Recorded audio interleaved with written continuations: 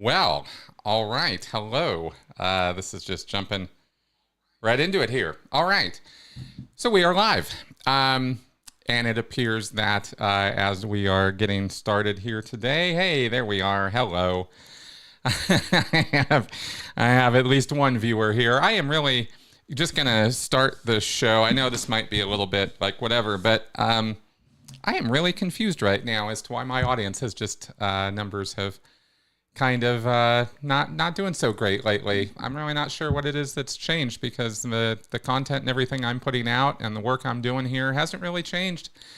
And maybe that's the problem. I don't really know. But anyway, here we are. Okay, we got a few guys coming on board here.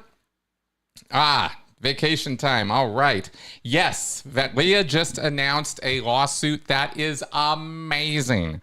And I am very, very happy about that. I did not see that. I knew that there was data collection and things happening, but was not in the loop on that. And I'm very, very pleased about that. Very excited to see her bringing it direct to David Miscavige's door. The article Tony posted on this was quite informative in that the things that we got the whole story on the podcast and what happened with her and Mike's podcast and how Scientology has not been idle and in fact has been working very, very, very hard to take her down as public enemy number one as far as Scientology is concerned. They have made there is no question about it. David Miscavige wants her gone. And it's quite interesting, reading all the details of all the things that they have done to go after her, decrying her as a bigot and a hater and a this and a that, and every label they can throw at her. It's, of course, absolutely disgusting, I will say, that Scientology puts themselves in the position of being the victim.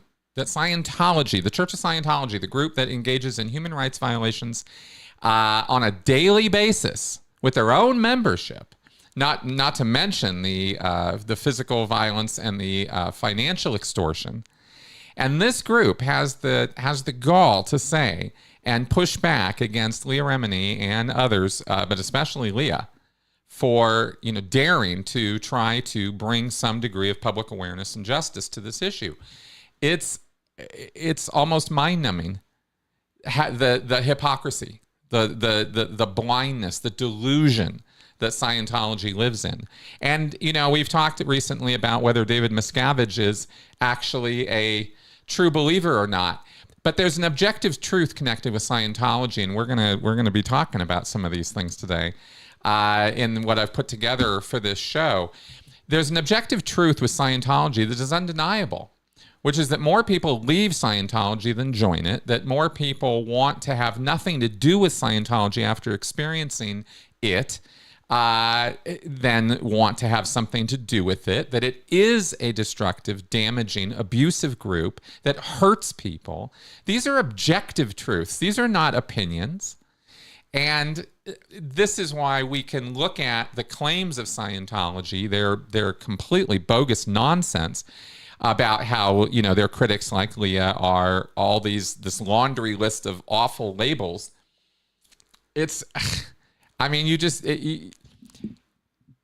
Thankfully, most people in the world can see this for what it is. The problem is most people in the world haven't been exposed to this information yet and don't see it. And so they still end up falling prey to Scientology and so many other cults. I don't know if you guys have also been checking out How to Become a Cult Leader, the new documentary on Netflix that is sort of a cult 101. It's quite a good show, at least from what I've seen so far. Rachel Bernstein's in it. Janja Lalich is in it. So I hope you guys will be checking that out. So yes, I tried to post in advance on this live stream today. I posted about this yesterday, but I don't know if I'm actually blanketing social media well enough anymore compared to maybe what I should be doing to get the word out about these things. Anyway, here we are. Here we go. Let's go ahead and talk about this. Now, what is going on here? Am I frozen? No, I am not. Good. Okay. My screen froze and I was a little concerned there for a second. All right. Good. So why don't we get into what we're going to talk about today? And because I'm not doing a general Q&A, but of course I'm more than happy to take up stuff as we are going. Oh, by the way, yes, let me get the chat up on the screen. Sorry that I kept it up on the main screen there for a while doing this little intro. I have a whole plan of stuff to talk about today, not even post-it notes, but actual like notes and stuff. Because there's a lot to talk about here. Here's how today's live show is happening. Is somebody wrote me with a series of questions having to do with Scientology's policies and Hubbard's writings on the antisocial personality or the suppressive person. These are synonyms. These are interchangeable. In Scientology, you have suppressive person, antisocial personality, psychotic, degraded being, various terms or labels that are given to people in Scientology that are quite specific, and they have all their different definitions, but they're really used very interchangeably, which kind of says something about Scientology's exactitude in that it's not really very exact. It's all just this sort of show or appearance of exactitude so that they can make it look like they really know what they're talking about when they're destroying your life and taking your life apart and trying to make nothing out of you, which eventually Scientology tends to do with most of its members if you give it enough time.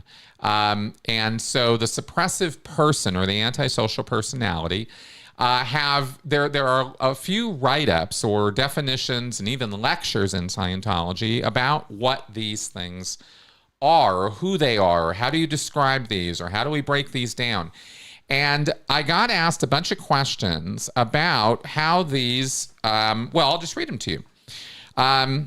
Somebody says, the person who wrote this, I don't know the person who sent this to me. They used a pseudonym, Ironhide.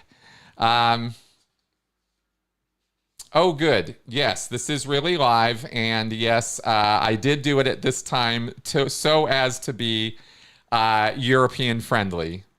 So good. I'm glad that that's working. All right. So the questions I was asked, or one of the questions I was asked, and we'll take a look at the rest of the questions after we go through a bunch of stuff.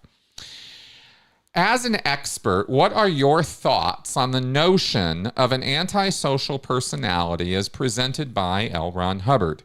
Can you discuss the extent to which this concept aligns with established psychological constructs and diagnoses? Sure, I can. Now, I want to be clear about something because, recently there's been some YouTube chatter and commentary about me and my credentials. And I don't, I'm not going to get into a bunch of stupid drama, but I am going to say and be crystal clear, as I always have been, that my degree and my credentials are in the psychology of coercive control, and I am not a licensed therapist or counselor, nor am I trained to do counseling or therapy on people. I do consultation. I work with people one-on-one. I help them through education, advice, guidance, readings, that kind of thing, like information getting to them, and helping them sort out issues and problems in their life if they're having a post-cult or post-coercive control situation, like they get away from an abuser or a cult or, some other kind of deranged person making their life awful. I'm able to, and I want to help people with that stuff. And since I know more than your average bear about it, I put myself out here as somebody who can do that kind of work. But I'm not trying to present myself as anything more than I am. And I think everybody kind of gets that. But I just wanted to, I always take pains to say that stuff over and over again because I really don't want to be misunderstood about how I think about my education. I know more than the average bear about coercive control and about cults. And that's it. That's all I got, but that's what I try to bring. So that all being said, when I'm being asked as an expert on my thoughts on antisocial personalities in Scientology versus, say, psychoses or sociopathy in psychiatry or in psychology, I can talk about that. And that's what we're going to do today is we're going to talk about that. And I hope if there's one thing I hope I never, ever am positioned as, it is, some pillar of authority who must be listened to and never questioned. Jesus, that's the exact opposite of what I want. So just to be clear about all that. So let's go ahead and get into the meat of this. There's a lot to talk about today. I wanted to go over with you guys. I wanted to really get into the deets on antisocial personalities and Scientology. And this is all going toward very specific conclusions I've put together about this that I think you guys will be interested in. So let's go for a little ride down into Scientology land and look at what L. Ron Hubbard put together. And then we'll look at what psychiatry has to say and psychology has to say about some of this stuff. And then we're going to look at why it is L. Ron Hubbard put this stuff together in the first place and what could have motivated him and what use does this information have in the world of Scientology. And really, when we're talking about this, we're talking about something that is Scientology specific.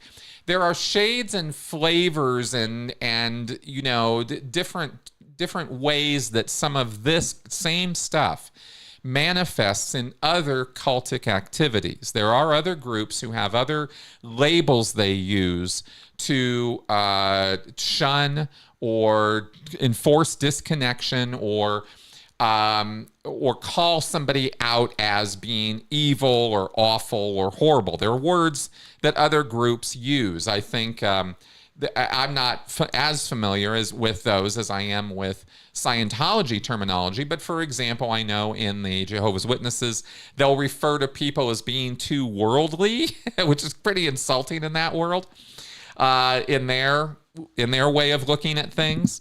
And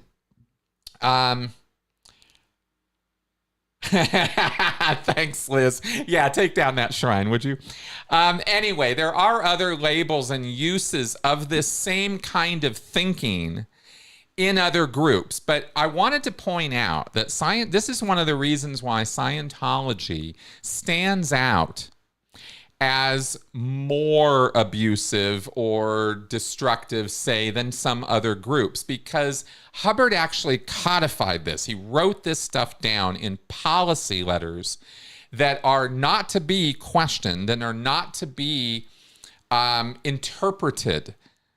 Now, of course, they are going to be interpreted, but Hubbard's take on it is this is in exact science. This is objective reality. This is objective truth. And what he writes down in terms of who is a bad man or an evil person or a psychotic person even, is not to be argued about, is not to be discussed. This is how it is. And it's so specific, as we're going to go over here, I think you'll see, that it just adds a whole nother layer of authority to Scientology that other groups don't even have the audacity to go into. In a real, and this is where Hubbard really shines, is his absolute certainty that the way he saw the world is the way the world was, and there was nothing else to be said about it. And this is, of course, what Scientologists give over to. So when it comes to there is a thing called an antisocial personality disorder in psychology and psychiatry, and there are diagnoses, and there are lists of symptoms that we can look at, and there are diagnostic rules and things we'll talk about here. But Hubbard didn't go for any of that. He didn't want psychiatry or psychology anywhere near Scientology. He said they were the bad guys, not just now, but he had delusions of how psychiatry were bad guys for the last millions and trillions of years, and that they were the ultimate bad guys in this entire universe, not just here on planet Earth, and that the flavor of psychiatry we have here is actually rather tame compared to some of the nonsense that psychiatry has gotten up to way back in the distant past on other planets and worlds and civilizations, all the way back to Farsec, the planet Farsec, which is where psychiatry apparently originated, and all the evil, of this universe all comes from Farsec, apparently. So pretty wild stuff when you get down to the roots of where Hubbard's thinking goes with this. It goes to crazy land. It goes to places that have nothing to do with reality. And we need to keep that in mind when we look at how Hubbard was writing down his descriptions of what antisocial behavior or psychotic behavior is. Because he was off in his own land. Hubbard was not in the same reality all the rest of us are. Not once, not at any minute of any time of any day of the entire time that Scientology was around was L. Ron Hubbard actually touching reality. He was creating his own reality, and he was dragging everybody else along for the ride. And the antisocial personality was a label for those who refused to go along with his reality and actually fought back against it and said, I don't know about this. Oh no, you're evil and you must be destroyed. And that's basically the simplicity of it. Not to spoil this whole thing, because there is more to know about this, but that's kind of part of this. Okay, so let's actually read from the scriptures and go into some details about what Hubbard had to say, because we're going to be critiquing all of this stuff. But first, we have to kind of lay out what is it we're critiquing. SP, or the term SP, suppressive person, is a term that L. Ron Hubbard loved and Scientologists love, because it's a label that is the ultimate thought-stopping cliche in Scientology. There are two of the most senior, the top most powerful thought-stopping cliches, the thought-terminating cliches or labels that are used in Scientology are suppressive person and the term N theta. That's N theta. Those two phrases, you're an SP or he's an SP, and that's N theta, are the most powerful language in Scientology to totally shut down any thinking. All a Scientologist has to do is go, oh, that's N theta. And they don't ever have to think about it again. They don't have to be challenged by it. They don't have to consider it. They don't have to, give it a moment's notice anymore. That's N theta. Yeah. And the other thing is, that guy's a suppressive. Oh, if he's suppressive, if he's an SP or she's an SP, that's it. You're done. The conversation is over. And nothing else that person ever has to say or think or feel is ever going to matter to that Scientologist ever again. It's that powerful in Scientology. The language is loaded to that degree. Okay, so, yeah, exactly, Hans. All right, so what are these characteristics? Well, let's go ahead and take a look at it. Like I said, there's a lot of stuff here. Yeah, we just got pages of this stuff. So let's begin. So there are I'm just quoting from Hubbard here, okay? I want you to get the straight scriptural doctrine. See, if Scientology is going to call themselves a religion, and I do not for 1 second believe that Scientology is a legitimate religion. I use the terminology because it is accepted in society that the Church of Scientology is a church. It's recognized in courts and whatnot, but I hate using the terminology. So when I do, I try to kind of blow it up a little bit with some of my exaggerated use of scripture and doctrine and that kind of thing. So there are certain characteristics and mental attitudes which cause about 20% of a race to oppose violently any betterment activity or group. Okay, so immediately we are in subjective opinion land. Just right off, right from the get-go, we are in black and white thinking. We are in us versus them thinking. When Hubbard describes things as oppose violently any betterment activity or group, because what is a betterment activity or group? Well, if you ask anybody involved with almost any group anywhere, they're going to tell you their group is about bettering things. even the KKK, right? It's all subjective. But apparently Hubbard is saying, look, if things are trying to be improved, 1 out of 5 people are going to be like, nope, absolutely not. We're not going with that. Well-known, even stellar examples of such a personality are, of course, Napoleon and Hitler. Dillinger, Pretty Boy Floyd, Christie, and other famous criminals were well-known examples of the antisocial personality. But with such a cast of characters in history, we neglect the less stellar examples and do not perceive that such personalities exist in current life, very common, often undetected. Okay, 1 in 5. The antisocial personality has the following attributes. He or she, number 1, he or she speaks only in very broad generalities. They say, everybody thinks, everyone knows. And such expressions are in continual use, particularly when imparting rumor. When asked, who is everybody? It normally turns out to be one source, and from this source, the antisocial person has manufactured what he or she pretends is the whole opinion of the whole society. This is natural to them, since all society is a large hostile generality against the antisocial in particular.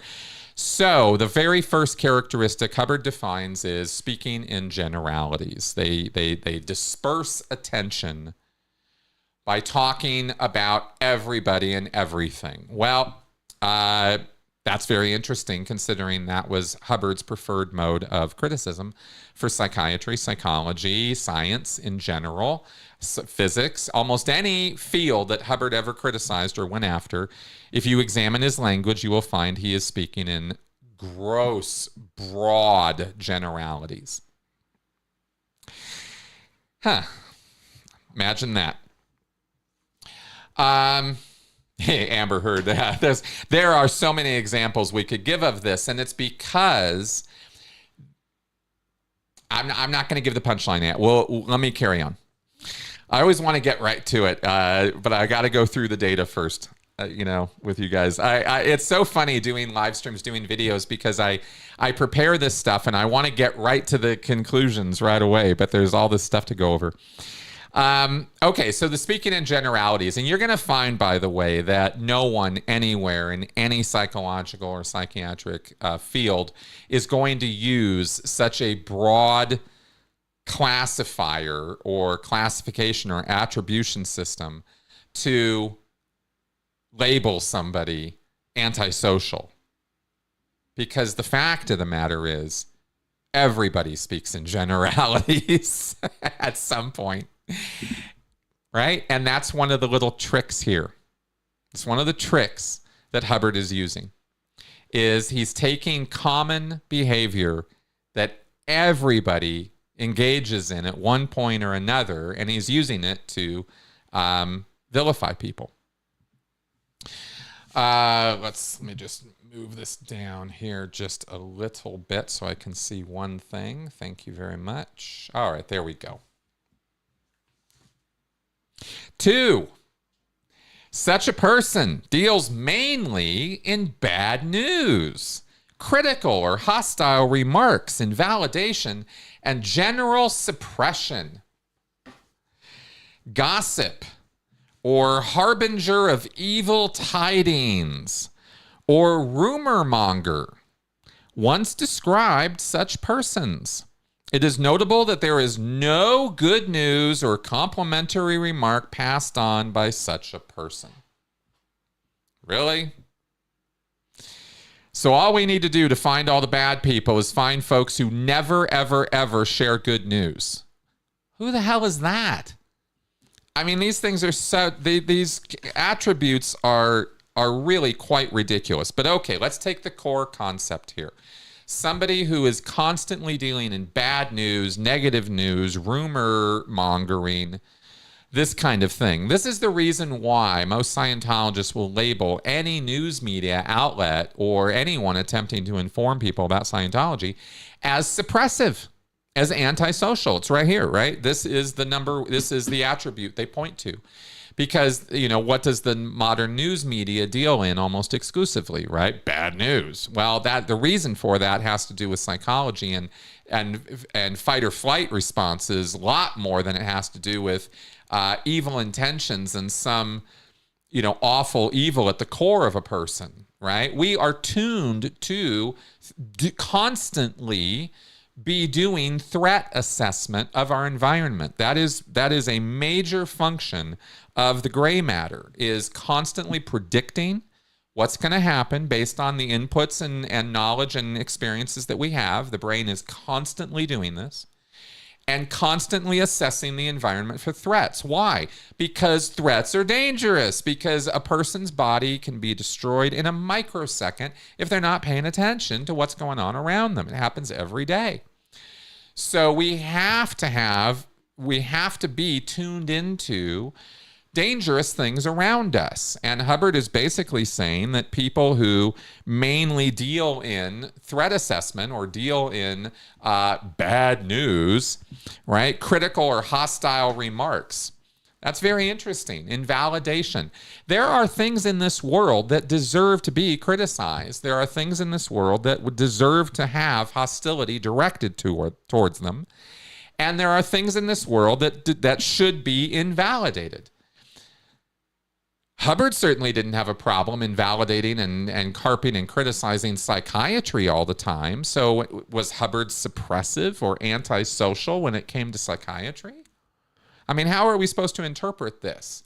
At what level on the spectrum has somebody gone too far with their hostility or criticism or fault finding? What if their job has to do with doing exactly that? What if you work for Snopes? What if you're a fact checker? Oh, you're automatically antisocial, right? I mean, I'm just throwing out silly examples, but it's almost its own level of very broad generality, as he makes in point number 1. In number 2, he says, don't engage in very broad generalities. That's very suppressive.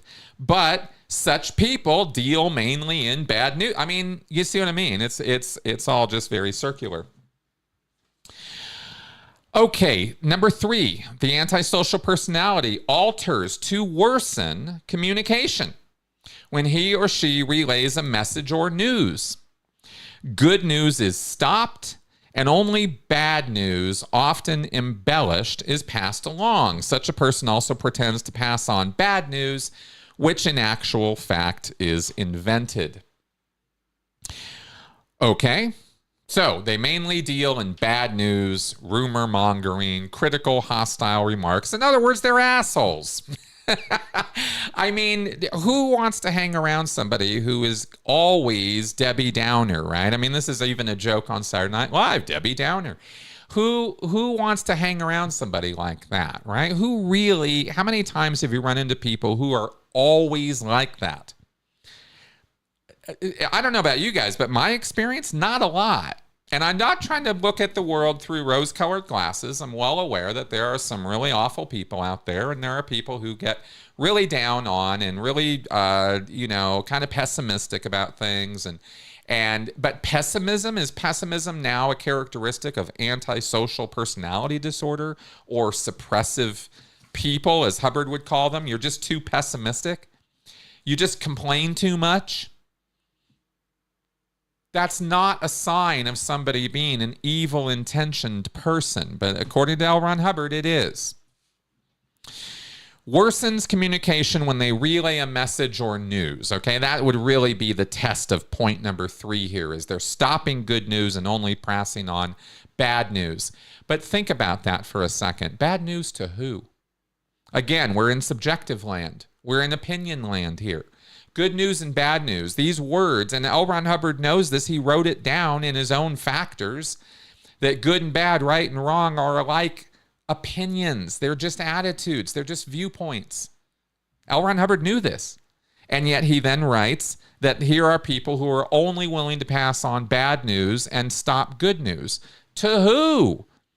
to you, L. Ron Hubbard, right? People who only bring you bad news are the bad messengers, and therefore they're suppressive, and therefore you have to take them out. This is literally kill the messenger rationalization here. Number 4, a characteristic and one of the sad things about an antisocial personality is that it does not respond to treatment or reform or psychotherapy. Now, this is an important one in L. Ron Hubbard's list. In fact, I would say so far, out of the first 4 that we've read, this would be the most important one. Why? Because L. Ron Hubbard is making it crystal clear there is no hope for these people. You just have one choice when it comes to an antisocial or suppressive person, according to L. Ron Hubbard, because they're not ever going to change. All you can do is get them out of your life. Get them away from you. Oh, they're saying bad things about Scientology. They mainly criticize Scientology. They mainly say us Scientologists don't know what we're talking about. Well, that's the first 3 things. Therefore, they are bad and evil and must be destroyed. Well, we're not going to destroy them, but we're certainly not going to associate with them or have them in our lives anymore because they can't be helped. They can't change. Scientology can change anybody and everything except suppressive people. They can't change. That is a very interesting thing to say, and it actually contradicts psychological and psychiatric theory on this topic, which we'll go over. So it's not just a sad thing, it's actually very useful to L. Ron Hubbard to say this. He needs you to believe that antisocial, that SPs can't change. They're always going to be SPs. Okay. 5, surrounding such a personality, we find cowed or ill associates or friends. Cowed or ill. Cowed. Or ill. They're sick. When not driven, actually insane, are yet behaving in a crippled manner in life, failing, not succeeding. Like L. Ron Hubbard's wives, kids, associates, all through the years of Dianetics and Scientology, it was a revolving door of people in and out of L. Ron Hubbard's life for all his years. And people around him became cowed and ill and very, very upset.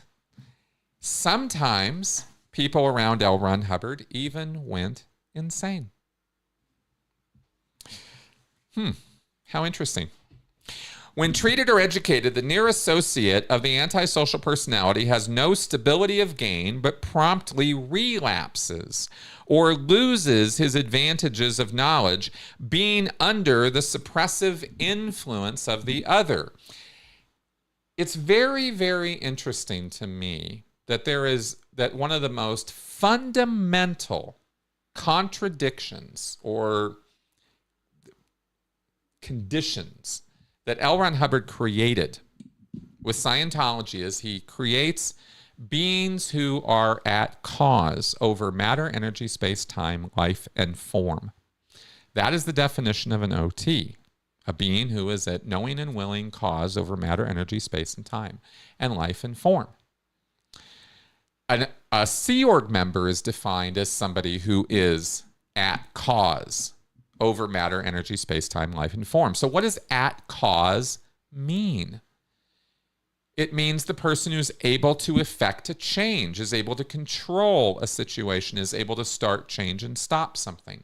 That puts them at the position of cause.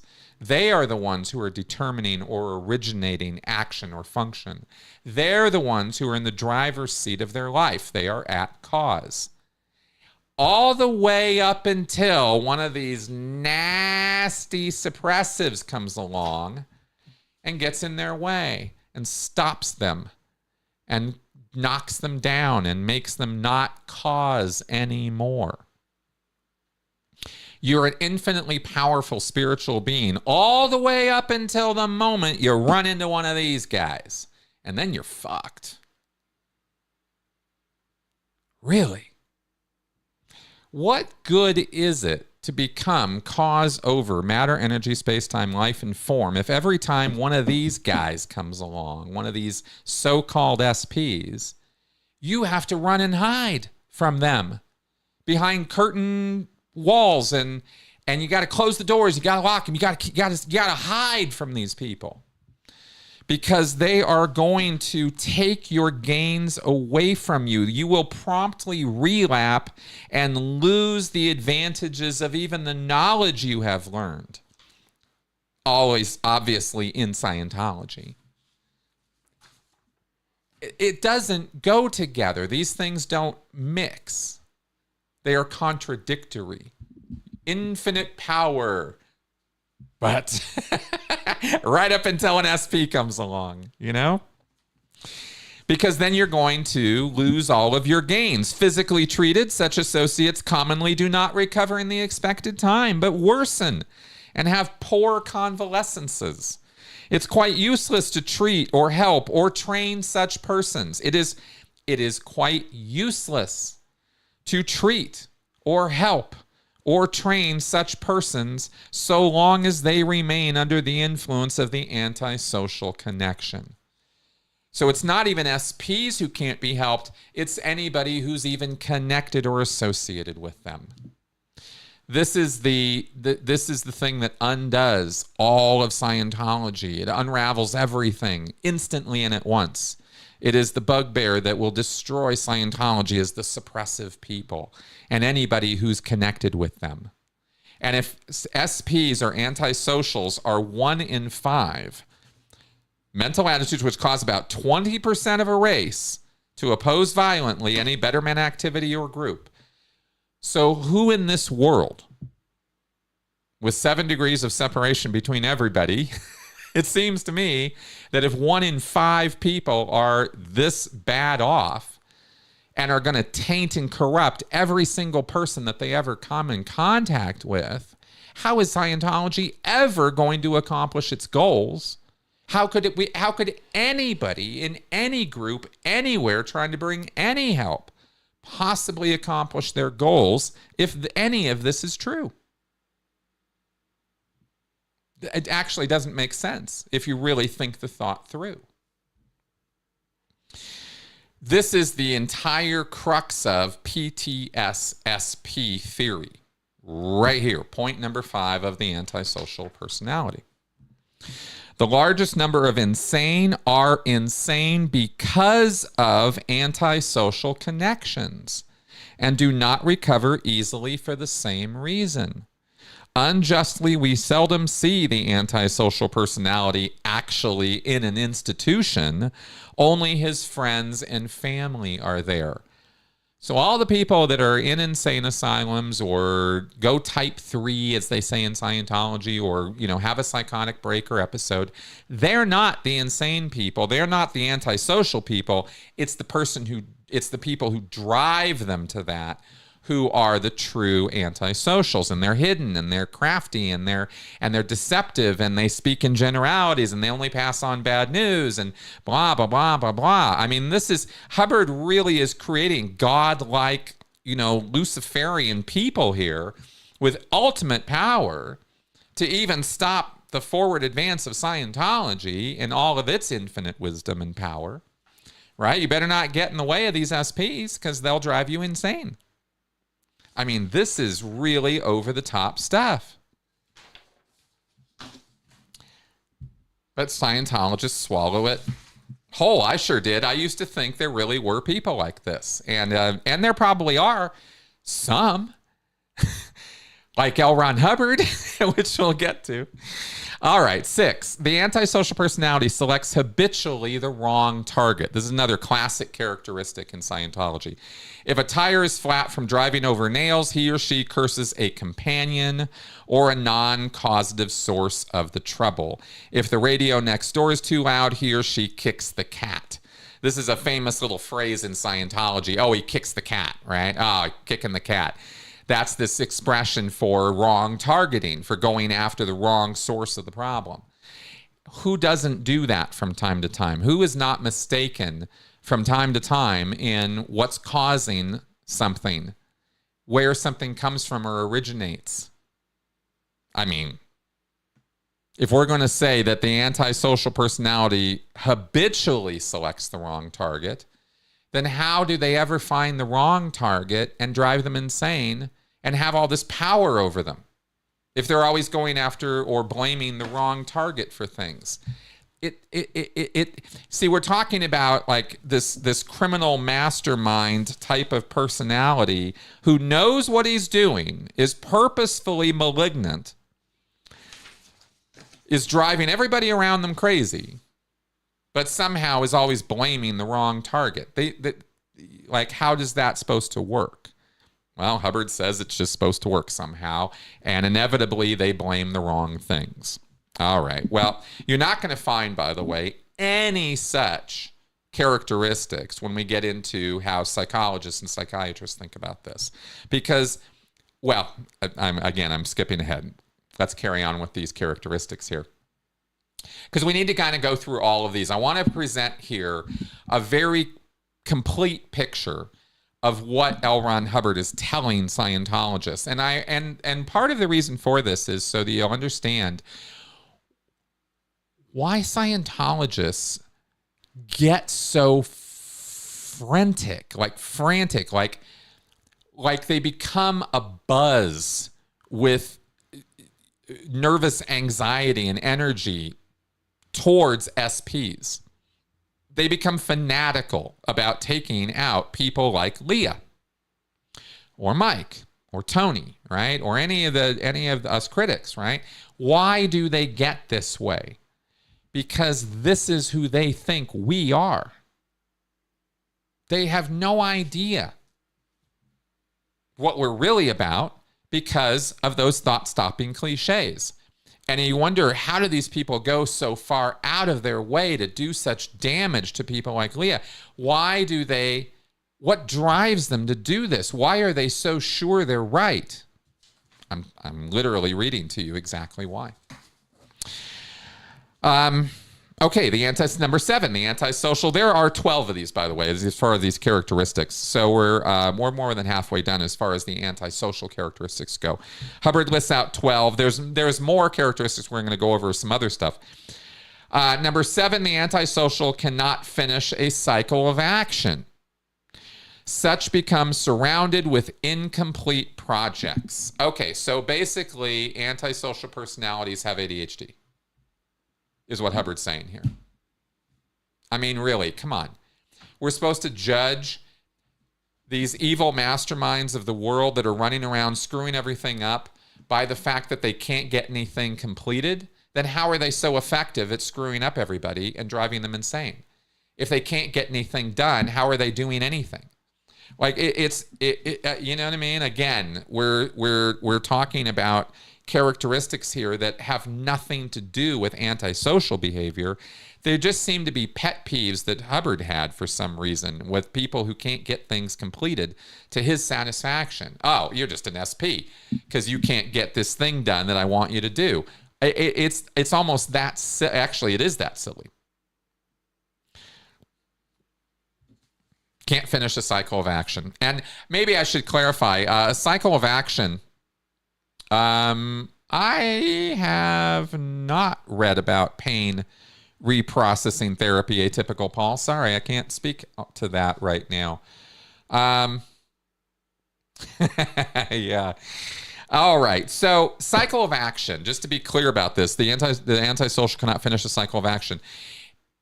L. Ron Hubbard quoted the Vedic hymns in talking about the concept of a process of activity that has a specific beginning, a change, and an end. Something starts, and it carries through, and it ends. That is called a cycle of action in Scientology. Start, change, stop. And Hubbard says that that you can specialize or become very, very screwed up in any one of those three steps or phases. And we know this. You'd have people who are constantly starting things and never get them done. Or you have people who are constantly working on stuff all the time, but they can't really start new stuff because they're always stuck in working on things, but they never quite get them done. You know, and then you have people who are just running around trying to stop things all the time. Hubbard talks about them like police officers and says they're always they focus on and concentrate on stopping things. Well, it's a way of framing the world, but it's not super accurate because everybody actually specializes in all three of these things, depending on what part of their life you're talking about and when. But it was just another way for Hubbard to make generalizations about people so that he could criticize their behavior and offer up solutions that of his own invention. So the next step, the next characteristic here, number 8, many antisocial persons will freely confess to the most alarming crimes when forced to do so, but will have no faintest sense of responsibility for them. Let's just take that sentence apart for a second. Just because I'm realizing the internal contradictions, even as I'm sitting here right now, in that sentence. They will freely confess to the most alarming crimes, freely confess alarming crimes when forced to do so. So are they freely confessing or are they forced to confess? Which one is it? The sentence doesn't make sense the way it's worded, does it? They'll freely confess when forced to do so, but no responsibility. That's supposed to be the key here, right? No responsibility. Of course I killed them. I killed them all. Doesn't care, right? Their actions have little or nothing to do with their own volition. Things just happened. They have no sense of correct causation and particularly cannot feel any sense of remorse or shame, therefore. So here Hubbard is basically saying, and building on this earlier point where they select the wrong target, and he says they don't understand what causes things. They don't understand the cause effect, do this and get this effect relationship in the real world. Well, how is that supposed to work? Because these are people who are knowingly, purposefully, and with intent, driving people around them insane, spreading good news or spreading bad news because they know the effects of that bad news will be turmoil and upset and anxiety and fear. But if they know that and they do that, then they are completing cycles of action and they can get things done and they do have a sense of cause effect. Again, it doesn't really make any sense what he's saying here. It's just not logically consistent. But okay, here's a personality type that doesn't take responsibility for their misdeeds or for their evil actions. It wasn't me. Things just happened, right? And I believe Hubbard probably picked this up from a Reader's Digest understanding of the criminal mind, which was a concept that was popular back in Hubbard's time, where you had this idea of a social personality and an antisocial personality. And you do have now such a thing as an antisocial personality disorder, which may or may not have credibility, actually. We'll take a look at it. But this idea of a criminal mind was very, very specific back in the day. And it was this idea that you had some people who were just born that way.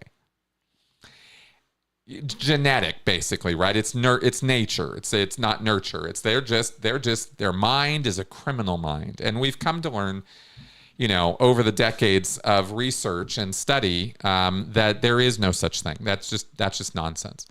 A criminal mind it requires models of mental imagery and behavior that are simply ridiculous.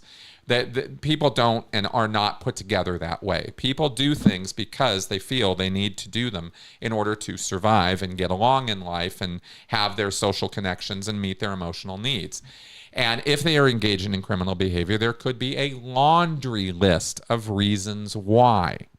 Psychosis, or an inability to understand the difference between right and wrong, or an inability to empathize with people, could be among those reasons, and that's kind of what Hubbard's trying to allude to here, but he's doing so in a very poor way. So people who have no responsibility for, what they have done and will and don't have any shame or remorse about it. Do such people exist? Yes, absolutely. There are people who definitely have issues with responsibility and with understanding their responsibility in their life. And we've seen the vicious and awful results of such people. But it's not because of this business of not being able to sense correct causation and stuff. I take issue with that. I don't think Hubbard's right about that. I think he's spotting a kind of behavior, but I don't think he's sourcing it properly at all. Number 9, the antisocial personality. Combating cult mind control. Okay. The antisocial personality supports only destructive groups and rages against and attacks any constructive or betterment group. Isn't it odd that right here we're going to find anybody and everybody who ever has anything critical to say about Scientology? Oh, well, clearly, from a Scientology point of view, Scientology is a constructive betterment group. So USP out there who are criticizing Scientology, clearly that is right here. Again, the point being, what am I saying? I'm saying it's subjective. It's totally opinion-based. This characteristic is absolutely meaningless because it depends 100% on the viewpoint and opinions and biases of the person making the judgment. And that is exactly the opposite of the kind of metrics you want to have when you're trying to deal with mental health problems or issues or behavioral problems. You got to be real super clear about this. This is one of the biggest bugbears in behavioral psychology is what is good and bad and right and wrong, and why are people motivated to do what they do. And it's no simpleton exercise of just drawing up a list of betterment groups or activities and going, well, if they're for this, then they must be good people. And if they're against this, they must be evil. That is a ludicrous standard of judgment to use, because there is not one group anywhere in this world that is all good or all bad. Not one. And when you look at the viewpoint of the individual who is part of or is contributing to or is supporting a group, you have to look at their point of view, what their reasoning is. Even if it's delusional, you have to understand that. And you have to understand that if they have, like the KKK, let's say you have some guy who's all hepped up on the KKK and thinks that a race war is coming and that the KKK is absolutely a constructive betterment activity. Well, from that guy's point of view, anybody who has something bad to say about the KKK is going to be an SP. And that's ridiculous. So we need something a little finer, a little bit more objective in defining what is it that makes somebody antisocial or suppressive or evil. And this kind of, guide, it just doesn't help anything. It only makes things worse. And of course, the only reason that this characteristic is in here is so L. Ron Hubbard could lambaste and tar and feather anybody who ever said anything bad about him or his group. Okay, 10. Right? This type of personality approves only of destructive actions and fights against constructive or helpful actions or activities. This is just point number 8 or 9 rewritten. Same thing said all over again. Number 11, helping others is an activity which drives the antisocial personality nearly berserk. Activities, however, which destroy in the name of help are closely supported. I could sit here for the next 2 hours and make the case that this is L. Ron Hubbard, because L. Ron Hubbard very closely supported a group that destroys in the name of help. So Okay, L. Ron Hubbard, I guess you're antisocial. Like, again, helping, hurting, constructive, destructive, these are too subjective and too controversial to be used as adequate guidelines for mental health issues or problems. We can't think about this stuff this way. Otherwise, it's all just going to fall into nothing but divisive opinions. Oh, you're pro-Trump? Well, you're antisocial. Oh, you're pro-Biden? Well, you're antisocial. Right? I mean, you can see ideologically what a disaster this would be, because everybody on either end of the political spectrums are absolutely positive that it's the other guys who are all the problem. They're all the SPs. They're all antisocial, right? That's Hubbard thinking. That's exactly why we talk about those extreme ends of things as culty. Because if you let yourself fall into that kind of black and white thinking of, oh, because you support A, you are evil, right? Because that's destructive from my point of view. Well, there isn't anything in this world that isn't destructive from somebody's point of view. You see what I mean? So that's where it just loses all real scientific accuracy or any rational basis to rationally judge a thing. You got to avoid good, bad, right, wrong, constructive, destructive as much as you can. Obviously, murder and crime, criminal activity, and putting people in gas chambers and stuff like that. Okay, obviously that's destructive. I mean, we can apply a little bit of common sense here. But I'm talking about viewpoints and issues and are debatable, and they are beyond the day-to-day of, how do I put this? Let me put it this way. It's not a daily choice we're making to throw people in gas chambers, right? I mean, that's an extreme end of things. In the day-to-day of things, is Walmart a good corporation or a destructive corporation? If I were to take polls on this and we were to go deep down the rabbit hole of Walmart right now, I could lead you to either conclusion. Either one, right? Because there's so many different viewpoints about this. And that's kind of more of what I'm trying to talk about, right? Is like, there are things that are, the world is not black and white. There's all kinds of shades of gray, and it's not always so damn easy just because they're your group or they're on your side that they're automatically good. But that's where everybody kind of defaults to on their moral landscape. And that's not useful or helpful when you're dealing with mental health issues or personality disorders. That's all I'm trying to say there, and I'm probably doing a bad job of making that point, but that's what I'm talking about there. Okay, so yeah, helping others is an activity which drives the antisocial personality nearly berserk. Okay, fine. The antisocial personality has a bad sense of property. This is point number 12, the last one, and conceives that the idea that anyone owns anything is a pretense made up to fool people. Nothing is ever really owned. So I guess Jack Parsons didn't really need that money, did he, L. Ron Hubbard? I guess all those people whose money you were stealing all those years, yeah, they didn't really need any of that. That was just sitting around waiting for you to come and pick up, right?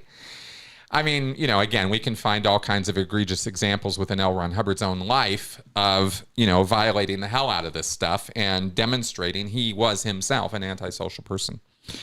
But it's an interesting characteristic to consider that, okay, so nobody really owns anything. And so basically, if you're sort of down the, left-wing communism approach, if you want social welfare programs, like where do we draw the line on this? How far down this property line are we supposed to go? Nobody owns anything? Or what? Like the spectrum is a little confusing that he presents here. It has a bad sense of property, and nobody owns anything. It's just a pretense made up to fool people. I'll just take whatever I want, whenever I want, from whoever I want. Well, if that's not L. Ron Hubbard, I don't know who that is that he's talking about there, right? Okay, and then he says that self-criticism is a luxury that the antisocial cannot afford. They must be right because they are in continual danger in their own estimation. If you proved one wrong, you might even send him or her into a severe illness. Oh, well, better not ever make them wrong then, right? The basic reason the antisocial personality behaves as he or she does lies in a hidden terror of others. The reason that they are in this much trouble with people around them, weak or stupid, they reason, the suppressive or the antisocial reasons that if they are in this much trouble with people around them, weak or stupid, they would perish should anyone become strong or bright, right? Like the idea here is that the antisocial personality is like a 3-year-old who is terrified of everybody around them and can only engage in bullying, underhanded, low criminal tactics, being an asshole basically to everybody around them in a very covert way that somehow nobody catches on to. And this is why, right? Is because they're scared of everybody and they don't want anybody to be bigger or taller or more powerful than they are. And therefore, this is what drives them to bring everybody down around them and suppress them. That's where the term suppressive comes from. Such a person has no trust to a point of terror.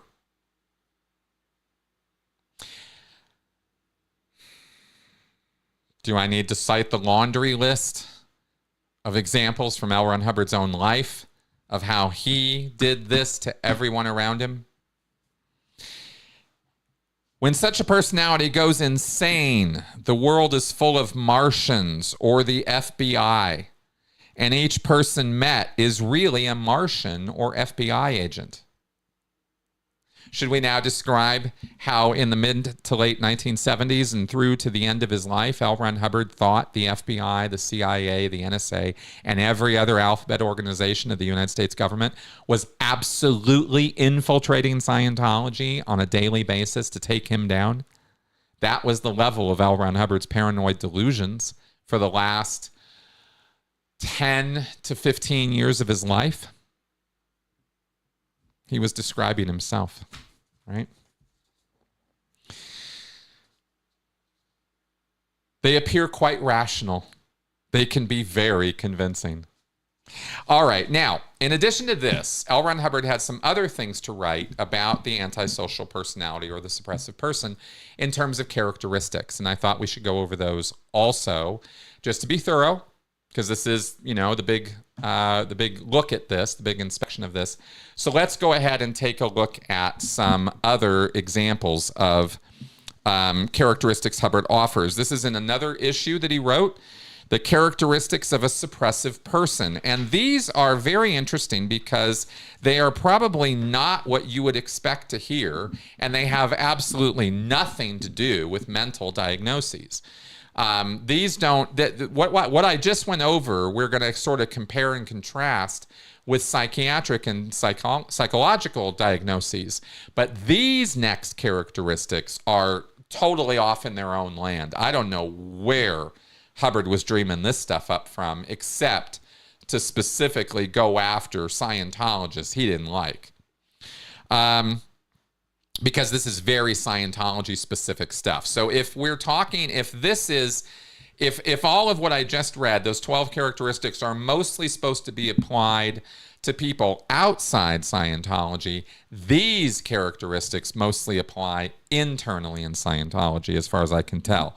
For example, number 1, the negation of policy without knowing it, and the use of policy, quote unquote, to prevent success in Scientology is the primary tool of the SP against orgs. And Hubbard gave and cited examples, which I didn't write here because they would have made this even longer. But Hubbard started talking about how internally staff members and Sea Org members would use policy or would use Scientology rules and guidelines to stop things from happening. He never specified what it was they were trying to stop.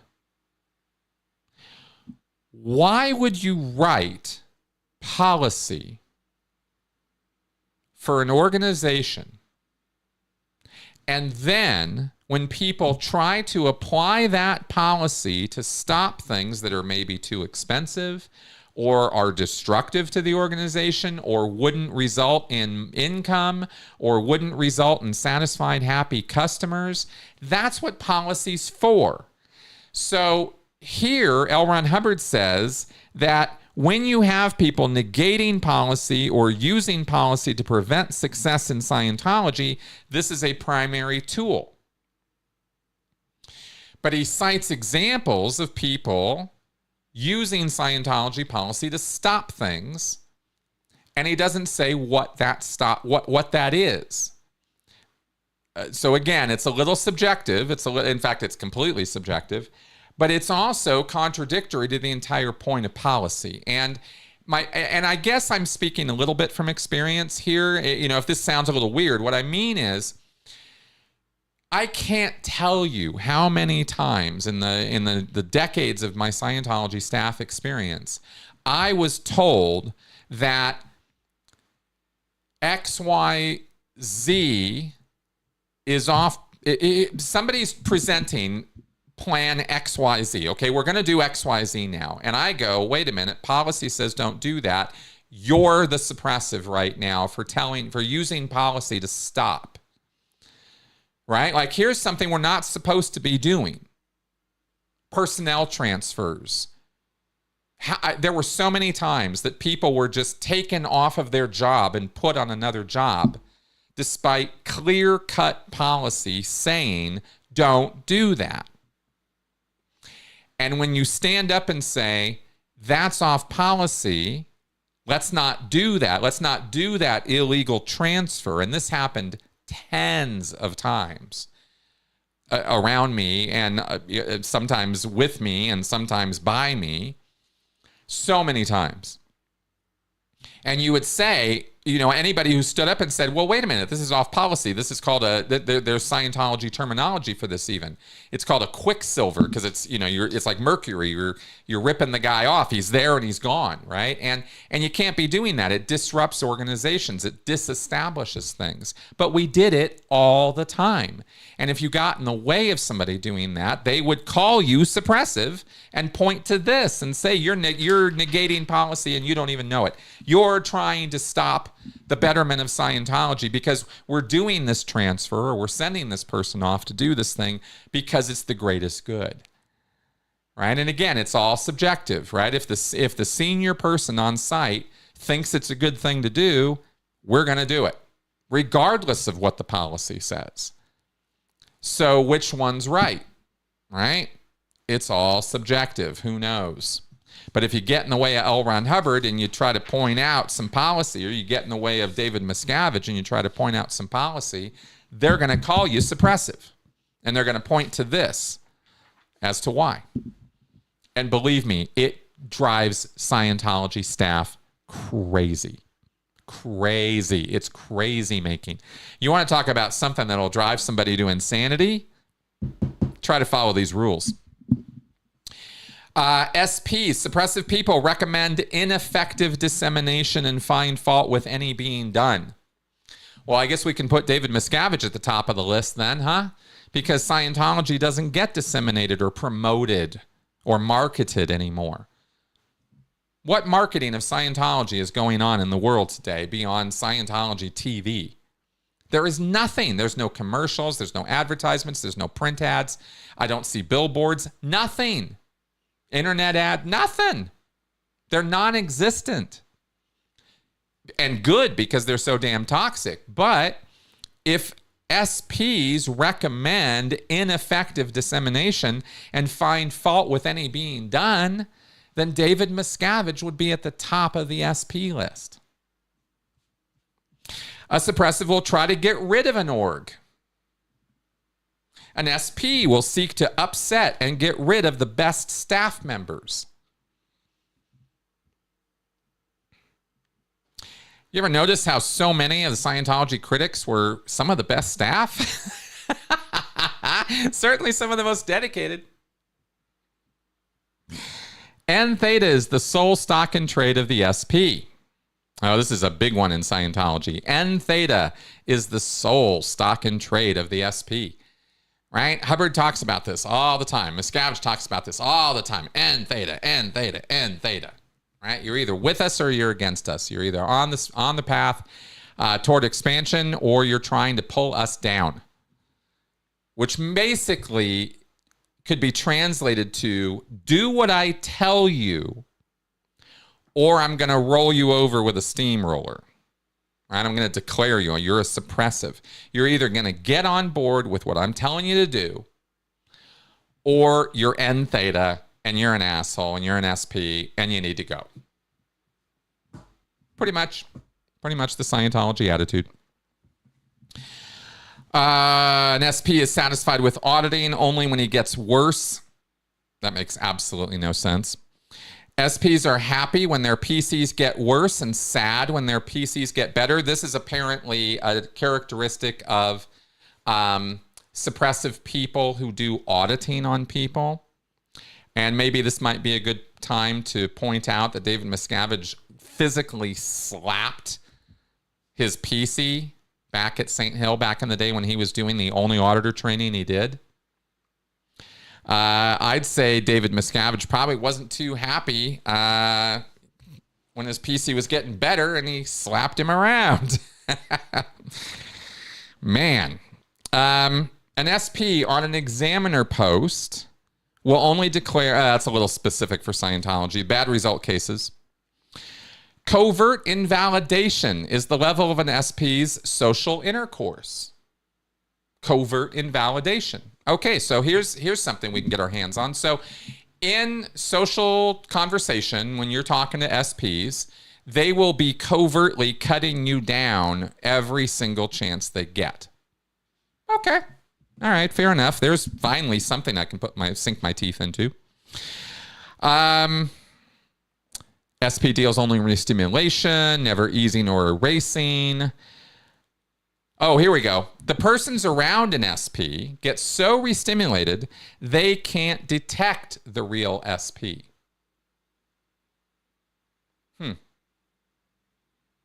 So everybody around the SP is in such a constant state of anxiety and trauma and upset that they can never spot where that is coming from. Okay. The SP is sure everyone is against him personally, and if others become more powerful, they would dispose of him. That's going back to that cowardly thing. Committing hidden overts continuously. I mean, these things are so generalized, they might as well not even be used. Oh, and here's another clincher for you on why SPs are completely useless and no therapy, right? Like why they won't, why you shouldn't even bother trying to help them. Like, don't even bother, okay? Because releasing a suppressive person, like Scientologically releasing, auditing them and making them better, does not make a worthwhile person. It only makes a person who can now learn to get along in life.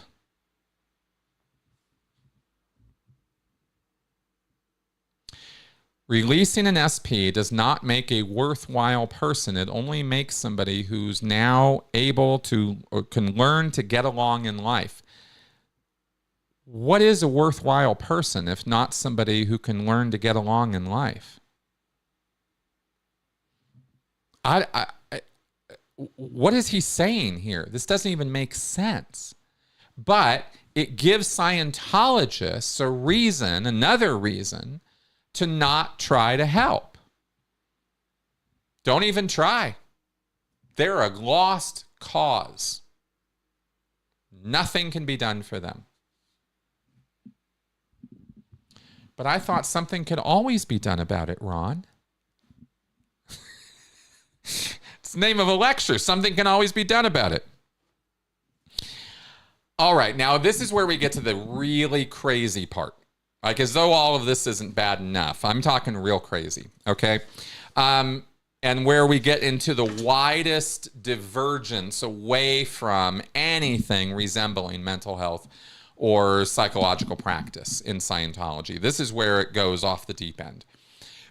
This is the origin story for a suppressive person. And I think I've talked about this before, but let's go over this in some detail today. Because this is what L. Ron Hubbard says is the long-term spiritual reason. It's not genetic. It's not taught. It's not that the person had some bad things happen to them when they were a kid. Oh, no. No. It's much, much worse than that.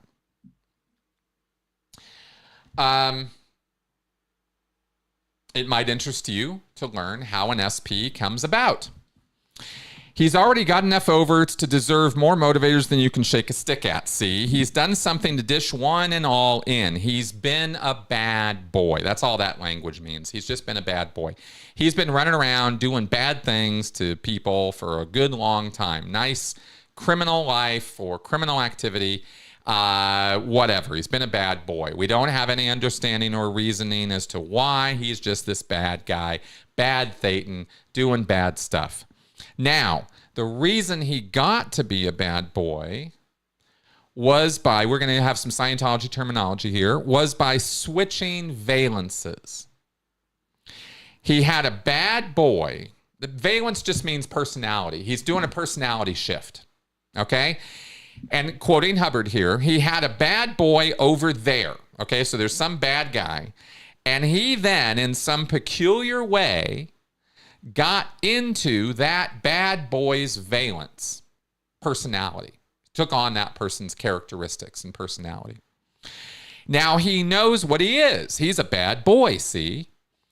Man is basically good, but he mocks up evil valences, evil personalities, and then gets into them.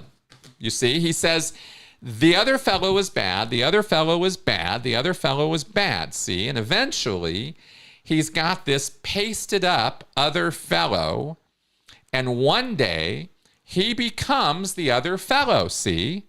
In a valence shift or a personality package. The valence is a personality package, and there he is. And so now he's an evil fellow. He knows how he's supposed to act. He's supposed to act like the other fellow. That's the switcheroo. That's how evil comes into being. No, it doesn't. No, it doesn't. Because where's first cause here, Ron? If there's a bad boy over there, and I'm watching this guy and admiring this guy and wanting to be like this guy, and I become this bad boy, where did he become a bad boy from? Well, I guess he was watching a bad boy one day and he became the bad boy. Like where does this, what does this go back to? This doesn't make any damn sense as an explanation, but it gets worse. The religionists have been having a very hard time trying to solve what evil was, and that is what evil is. It is the declaration or postulate that evil can exist. In the absence of postulates and the declaration of such, man is good. Isn't that interesting? What? Evil is something that exists simply because we say it exists? Oh, well, okay. Why didn't you say so in the first place? I wish I had had this clearer when I was 3. We're all basically good, but we declare we're bad and evil, and therefore we are. And that's it? That's the secret? Come on. That's just the stupidest thing I've ever heard of in my life. It's this false mocked up valence, which is the evil valence. Do you follow? No, I don't follow, Ron. All right, well, this fellow has been assigning great evilness to another personality or type of personality. And then one day he got into it. And then when he was in this basically evil personality, he started doing other people in. And then other people got very tired of him or something of the sort, and he got himself into an incident, after which time he never advanced. This is where it gets weird. It's already stupid. Now it gets weird. Now, this is not the type of incident. Okay, so we've already got this pretend bullshit nonsense of, oh, we're just going to mock up evil, and that's where evil comes from. But then Hubbard takes it one step further and says, okay, so here you got this guy, and he decides to be a bad boy, and he's running around being a bad boy, and he's doing all these bad things, and he's Darth Vader, and he's killing people, and he's blowing up planets and doing whatever, right? Now, then he gets himself stuck into this incident. It's another type of incident. This is a battle incident or some kind of an incident. He's being attacked. He's being actively attacked by other beings, and he is stuck on the track. Now, that portion of the time track or that point in time is more real than present time. This is the explanation Hubbard gives for antisocial suppressive people, is they are stuck. Their attention and awareness is stuck in some past episode where they were being attacked, and they're locked in place at that time. And this time is long, long, long ago. It's not a current lifetime incident.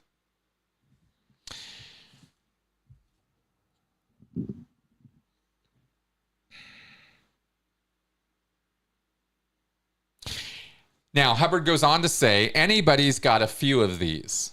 Really. He isn't permanently stuck in them. I remember, now here he's talking about regular people. He's not talking about the suppressive. He says everybody's got incidents in their past that they're stuck in. He says, I remember the first time it ever happened to me. There was a line of redcoats, and the guns had never gone off. It was a very light little incident, and it went flick, and that was the end of that. But just for that instant, that line of redcoats was about the realest line of people I ever saw in my life. There they were, you'd see, all ready for volley fire with their flintlocks, you know. It was an action back in the days, you know, when you tipped your hat. And for some reason or other, due to various complications, the volley, the bullets, had never arrived. In fact, the flintlock hammers were just about halfway down on the priming pan, you know? There they were. They had to go the rest of the way, and the guns had to fire, and that's many, many years ago. And I said, that's an interesting mechanism, because I just saw it as a mechanism since it wasn't very affecting to me. I wasn't worried about redcoats. This is L. Ron Hubbard talking about his own auditing. And I looked afterwards. I looked for it to see, and I couldn't find it. Many, many years later, I found it, man. I found it. Anyway, anybody has got one or two or three of these things, you see, when they start in from scratch. And they're flicking around and fighter plane and all that, right? You get the difference. The SP, see, here's the difference. You, me, anybody, any social personality, we might have horrible, violent incidents of being attacked in our past or in our past lives, and we moved on. The suppressive didn't. The SP never went on from there, he says. He never advanced from that moment. He's there in totally absorbed attention. And these walls to the SP are phony and thin. He knows where the real walls are. The real walls are in that incident. And that incident is more real to him than present time with every tick of the clock. It contains personalities and vengeances, and it's moving around outside the person. And you're a threat, see, because all life is this incident. There he is, driven against the cliff and being butchered by man monsters. He's next in the line of captives. And in the trillions which followed, he's always been next in the line of captives. You see where this is going, right? This person is living a nightmare that was once very real. He's always been the next one to be killed, see? Maybe the other personnel out there are Roman legionnaires or some past track Rome. But whatever it is, his bank got stacked till he no longer had fluidity. He could no longer move on the track, and then he got the business. In other words, okay, I mean, it's kind of clear, I think, but the point is that he's saying that this suppressive person, no matter who it is you're dealing with, if you're dealing with a suppressive, you're dealing with somebody who is stuck in some past incident, and he doesn't see you, he sees them. And that doesn't make any goddamn sense at all. Because if I was stuck in some past life incident for the last 5 million years, let's say, on some planet where something really nasty happened to me, really bad, not Xenu level bad, apparently. It just has to be a line of redcoats. It just has to be a Roman legionnaire with a spear sticking it into me. It doesn't even have to be mass genocide and volcanoes going off and implants for weeks on end. It just has to be a murder. But for some reason, which makes no goddamn sense at all, this guy or girl is stuck there. They can't move past it. And they see you and everybody else as the enemy because they are stuck in this point of time where everybody around them was an enemy. And this is the ultimate explanation in Scientology for why a suppressive is suppressive. That's it. That's all you get. That's the bottom of the barrel. That's the bottom of the line. That's the end of the explanation. And Hubbard was satisfied with that. Hubbard said that's all there is to it. And he then said that there is a particular process that you can run that was part of the power processes. These are confidential processes that will unsnap the person out of that incident. They will no longer be stuck there. So apparently you actually can help an SP. You actually can relieve them of that trauma and get them out of that incident. But Hubbard said, we're not gonna. Fuck those guys. We don't care about them, right? They're SPs. They fight us. They give us a hard time. Why would we help them? Screw them. That's church policy. So that is the length and breadth and width and all 3 dimensions of the SP in Scientology. That is literally all there is. I could go read you the entire PTSSP pack, but basically the characteristics I've just given you out of the 2 key issues on suppressives in Scientology, that's it. That's all the explanation you're going to get. And this is plenty of explanation for Scientologists. They really think they understand people, and they think they really understand me and Leah and Mike and Tony and everybody else, right? They think they get us all because this is what's supposed to explain us. We're all trapped in some incident from millions of years ago, and we're basically insane, and we're stuck there, and we can't get out of that, and we think Scientologists are Martians or some bullshit. Right? This is how crazy their thinking gets about us, and even about you guys who watch us. They think the same stuff about you guys, right? It's beyond stupid, right? But that is, and then there's body thetans and all the rest on top of all of this. See, this doesn't even internally make any sense. Because if OT3 and body thetans and Xenu are the ultimate answer to everything, and in Scientology, body thetans absolutely are the ultimate answer. Here you have a class of people who are so messed up and so beyond salvage that it's not even their body thetans that are messing them up. They're just stuck in some incident from 1 million years ago or 100,000 years ago or whatever. Okay. So I think we've done a decent job so far of kind of taking this apart as far as why these characteristics really don't make a whole lot of sense in and of themselves, but they do summate to a wonderful set of characteristics that you can use to tar and feather anybody you want, whenever you want, however you want. Because anybody speaks in generalities, anybody wrong targets, anybody can have a bad day or a bad week or a bad month and drive their, not get their statistics produced for Scientology. And if you're a staff member in Scientology and your stats aren't going up, but they're going down and down and down, this is the kind of material that's going to be pointed in your direction. They're going to start wondering if you're suppressive.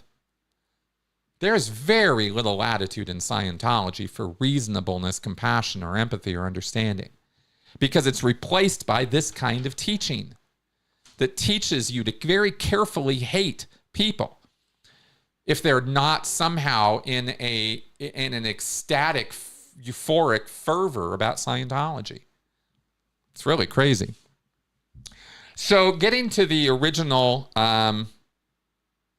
questions here that I was asked that brought this all about, right? Can I discuss the extent to which this concept aligns with established psychological constructs and diagnoses? Yes, I can. So now that we've looked at all that stupidity out of Scientology and L. Ron Hubbard's mind, why don't we take a look at what goes on in the real world when it comes to trying to characterize and diagnose antisocial personality disorder, and what are we talking about? Because the real world's idea of what an antisocial personality is radically different from what Scientology calls an antisocial personality. Okay, and we're going to take a look at that now. Antisocial personality disorder, ASPD, is a personality disorder characterized by a limited capacity for empathy and a long-term pattern of disregard or violation of the rights of others. Now, that's something that you can take a look at on a much more objective measuring stick. Human rights are clearly defined things. Right to believe, right to move, right to welfare, right to, there's a whole list of these things, right? Freedom of speech, freedom of movement, right? All this kind of stuff, right? All the things that are not only in our Bill of Rights, but are in the Universal Declaration of Human Rights. And there's a lot of them. I think there's like 20-something. A disregard or violation of the rights of others. Blatant disregard. Other notable symptoms include impulsivity and reckless behavior, including substance abuse, a lack of remorse after hurting others, deceitfulness, irresponsibility, and aggressive behavior. Now, here's the key to diagnosing this, is it's always totally context specific. You have to get into the details of an individual's life and the choices and circumstances and actions and behavior that they have engaged in before you can decide whether these things apply or not. You don't just look at a result and say, oh, statistics are down this week. Where's the suppressive around here? That's not how you do this, right? Symptoms of antisocial personality disorder must be present before the age of 15 to receive a diagnosis. Isn't that interesting? Antisocial behaviors often have their onset before the age of 8. And in nearly 80% of ASPD cases, the subject will develop their first symptoms by age 11. That's telling. Did you notice Hubbard didn't say anything about age anywhere? All he said was he gave very absolute, very extreme examples of behavior and results and said that's what to look for. And these guys are saying, hey, actually, you're going to have to look early in life because that's where the markers of this are first going to appear. And if they do not, you're not diagnosing this properly because it's probably not ASPD, it's probably something else. The prevalence of ASPD peaks in people aged 24 to 44. Did you know that? Often decreases in people aged 45 to 64. Naturally, organically, it actually tempers off or even stops entirely. due to age and experience. Hubbard says it's a permanent condition that you've been living with for millions of years. Nah, not really. ASPD is more common in males than females. There is no gender specificity at all in any of Scientology. In the United States, the rate of antisocial personality disorder in the general population is estimated to be between 1% and 4%, not 20%. It's a tiny percentage. Now, L. Ron Hubbard does say in his materials that 20% of the population fights back against betterment activities, but only about 2.5% of them are truly dangerous. So in that sense, his percentages kind of fit with these percentages.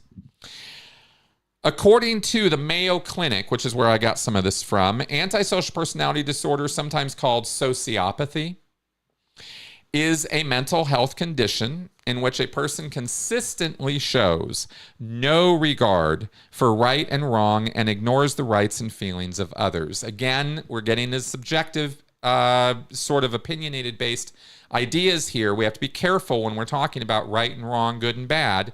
But when we talk about rights and criminality, we can have those as pretty good metrics for whether somebody is being good or bad. In other words, are you breaking the law? Are you trampling people's rights? Okay, now we have a basis to look at this. Not, are you targeting the cat because of a flat tire? I mean, these are radically different metrics, right? People with antisocial personality disorder tend to purposely make others angry or upset and manipulate or treat others harshly, right? Or with cruel indifference. Okay, on that point, we have some parity here.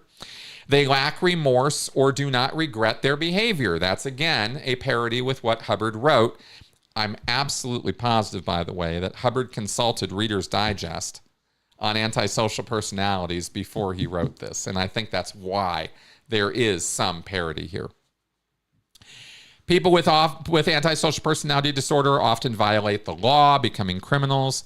They may lie, behave violently or impulsively. Now, notice here, though, that it doesn't say that every criminal has antisocial personality disorder. It doesn't say that. It just says often people who suffer from this will fall into criminality. Kind of a big difference.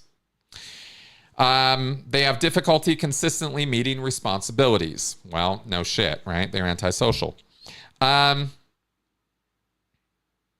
Okay, here are some symptoms of antisocial personality disorder as listed out psychologically. Ignoring right and wrong, telling lies to take advantage of others, not being sensitive to or respectful to others. Boundary violations, for example, would be a fairly common practice for somebody who was truly antisocial. They'd be in your face all the time, or they wouldn't care about, what you want or where you want to draw lines in the relationship. They're going to overstep those boundaries all the time. Using charm or wit to manipulate others for personal gain or pleasure. Now, I have a hard time taking that one characteristic and saying it is evil, because I see that behavior in almost everybody in one context or another, which is why you have to group these things together and look at them as a whole. You cannot take one or two characteristics here and say, oh, there's the guy. But in Scientology, you will take these characteristics and they will do that. They will label somebody because of one or two examples of these. Here, with psychology and psychiatry, they are way more careful about this. Let's see. Having a sense of superiority and being extremely opinionated. Having problems with the law, including criminal behavior, being hostile, aggressive, violent, or threatening to others, feeling no guilt about harming others, doing dangerous things with no regard for the safety of self or others, being irresponsible and failing to fulfill work or financial responsibilities. This is as close as we get to Hubbard's concept of not completing cycles of action or having incomplete projects around, is being irresponsible. So, again, if you want to connect dots here, they can be connected, but remember how much other nonsense there is over here. Okay, so conduct, show symptoms of conduct disorder. Yes, adults with antisocial personality disorder usually show symptoms of conduct disorder before the age of 15. And this can include aggression towards people and animals, actual aggression, destruction of property, lying and dishonesty, theft, and serious violation of rules. So it's often considered a lifelong condition, but in some people, certain symptoms, particularly destructive and criminal behavior, may decrease over time. And that's where we get that tapering off and sort of lessening of the severity of it. It's not clear whether this decrease is the result of the effect aging has on the mind and body or other factors. This is still something that is being studied and researched, right? Okay, someone with antisocial personality disorder will typically be manipulative, deceitful, and reckless, and will not care for other people's feelings. And Hubbard actually kind of goes on and on about how manipulative and deceptive they are, but real antisocial personality disorder is usually pretty damn obvious. It's not, you notice here that there is manipulative behavior described here, but not necessarily super deceptive behavior. I'm not saying they're not deceptive, but I'm saying it's not characteristic, which is interesting. They will exploit, manipulate, or violate the rights of others. They do have a lack of concern, regret, or remorse about others' distress, behave irresponsibly, difficulty sustaining long-term relationships. That's something Hubbard didn't comment on at all, by the way, which I thought was interesting. Unable to control their anger, another very interesting and obvious characteristic. Okay. Conduct disorder, truancy, delinquency, often have disruptive or aggressive behaviors. Now, this is kind of interesting. Men with antisocial personality disorder have been found to be 3 to 5 times more likely than women to misuse alcohol and drugs. They also have an increased risk of dying prematurely as a result of their reckless behavior or attempting to off themselves. Relationship problems, more likely to be unemployed and homeless, by the way, which is very interesting. Hubbard presents them more as master manipulators. Not usually. And a diagnosis can be made if the person is aged 18 or older and at least 3 of the following criteria behaviors apply. Okay, 3 of these have to apply. Repeatedly breaking the law, repeatedly being deceitful, being impulsive or incapable of planning ahead, being irritable and aggressive, having a reckless disregard for their safety or the safety of others, being consistently irresponsible, and lack of remorse. Okay, so again, a couple things that cross over, but mostly this is much more obvious and much more objective in terms of how you would judge or examine the person's behavior. At least that's how I see it. You know, I imagine other people could make other arguments about this, but I see Hubbard's writings as incredibly subjective and very judgmental.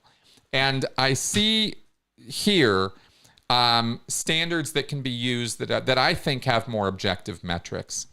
Now, in terms of the differences here, there were some other things I thought I would note here that I thought might be worth commenting on in these differences, right? Because of going back to this original point of discuss the extent to which this concept aligns with established psychological constructs. So here's where I see the key differences between psychiatric and Scientology definitions. Psychiatry holds that these people can be improved or given therapy, and Scientology does not. Hubbard just writes them off. Psychiatry looks to childhood, relationship, and genetic factors and doesn't blame the condition on some delusional past life incident or say that only auditing will cure an SP. Psychiatry doesn't arbitrarily decide because a person supports one group over another that determines whether they're a good person or not. That's important. Psychiatry does not label someone psychotic for the language they use, such as speaking in generalities or for not completing projects, as there are so many other things that could cause that behavior, such as ADHD. Almost every characteristic Hubbard presents for an SP or antisocial are not, in fact, behaviors of psychotics, but could be explained in many other ways, including simply not liking Scientology or wanting it to succeed. This is the primary hook Hubbard hangs his SP characteristics on, and that means SPs are really Scientology protesters, not suppressive people. SP. Right? Hubbard created his own concept of an antisocial personality, which he then called a suppressive, in order to have a system which could be enacted to rid the organization of anyone who was becoming critical or troublesome. That's really the point of Hubbard's policies. And I don't know that that's some big reveal right now, but it's pretty crystal clear after doing a little compare and contrast, at least in my mind it is, that this is really just an extension of L. Ron Hubbard's coercive control techniques. It's an effort to define characteristics that almost anybody at almost any time could be found guilty of, so that he had a system in place where he could oust anybody anytime he needed to. And he found that to be a very important thing because he was deciding in the mid-1960s when he formulated this stuff that he was going to take Scientology to the place where it was going to conquer the world. He wanted to own a country. He wanted to own the world. Hubbard wanted control. Remember, men are to be my slaves. That was one of his actual goals as he wrote them down. So he tried to go down and take over Rhodesia in Africa, and he got kicked out. And he got kicked out of England. And he got criminally charged, or not criminally charged, but he had the tax exemption revoked in the United States because he was being criminally profiting. He was criminally profiting from Scientology. That's what the IRS found. And that's why they took the tax exemption away in 1967. So he had England, he had Africa, he had the United States. They nailed him. They knew what L. Ron Hubbard was about. And he went, oh, well, I'm going to have to set up an organization around me, which ended up becoming the Sea Org. And I'm going to have absolute control over who is in and out of this group. And how am I going to know? What are going to be the loyalty hoops I'm going to make people jump through in order for me to know that they're loyal and that I can trust them? Here they are. Here they are. This is not just a list of characteristics of suppressive people. This is a code of conduct for Scientologists. This is a do not ever do these things list for Scientologists. Don't spread N theta. Don't spread bad news about Scientology. Don't use Scientology policy to stop Scientology, which really means anything you ever want it to. And if you look at how Scientology was practiced in the 1960s and 70s and 80s under L. Ron Hubbard's reign, you see the proof of everything I'm saying, because this is how he ran his organization. These were the things you could get in trouble for, was any of these suppressive characteristics. This became the code of conduct for Scientologists. This is the list of things to not do. And finally, as I've already alluded to many times here, in his description of antisocial personalities and suppressives, Hubbard was actually describing himself more than anyone else. You could go through Hubbard's articles, and I have today, right, and yesterday, preparing for this, and you can see that Hubbard's arguments and bottom line summations of what SPs are is him. He's actually subconsciously describing himself. And I have to wonder at this time, I have to wonder always when I look back at this, was he subconsciously trying to reveal himself? Or is it just that he was projecting himself on everybody else around him who was fighting him, right? It's a challenging question, and one I don't know that we'll ever have the answer to.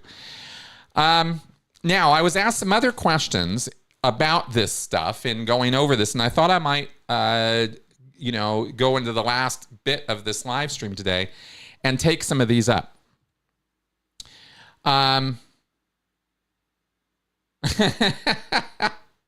Yes, I am on without Tony right now. Yeah, exactly, Patrick. Okay. Hubbard's concept of the antisocial personality seems to include a broad range of behaviors. Do you think this breadth detracts from its utility? Could the concept potentially contribute to overgeneralization or misuse? I would say that the answer to that question is a resounding yes.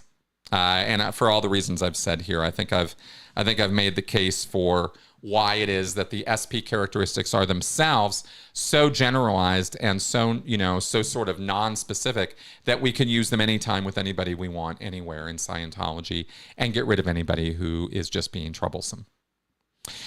One of the traits associated with Hubbard's antisocial personality is the inability to improve with treatment. This seems to stand in stark contrast to the principle of changeability that is central to modern psychotherapy. Can you share your thoughts on this apparent contradiction? Again, I think I have. So thank you for that. Let's see if there's anything I haven't answered already, actually, in this presentation. Yes, it would. Only destructs seems quite absolute. Oh God, yeah, no. See, and this is actually the central core piece of my argument today. Hubbard's idea that the antisocial personality supports only destructive groups and attacks any constructive group seems quite absolute. Can we truly categorize human behavior in such black and white terms? Or is there a risk of oversimplification? There is a gross and glaring risk of oversimplification. Hubbard's characteristics are very, very, very generalized and very, very black and white. So they, because of that, they lack any nuance. And if there is one thing that you really learn when it comes to diagnosis and when it comes to treatment of mental health issues, it is nuance. It is context and nuance. They are everything. No two individuals are the same. And how they will respond and react to the problems of their life, to their job, to their relationships, is completely unique to them. And this is why there is no such thing as standardized treatments of one size fits all. And if we run everybody through a conveyor belt of treatment, we will have the perfect human beings and everybody will be great. It never is going to work that way when it comes to mental health treatment or psychology, because we aren't that. And this is super, super crucial to understanding any mental health issue. And this is something that I'm harping on a little bit because it is so commonly misunderstood or not understood at all. People want to and dream of a world where we can assembly line people through mental health counseling or therapy, and it just doesn't work that way. But L. Ron Hubbard thought it did, and that was what he designed Scientology around the entire concept of.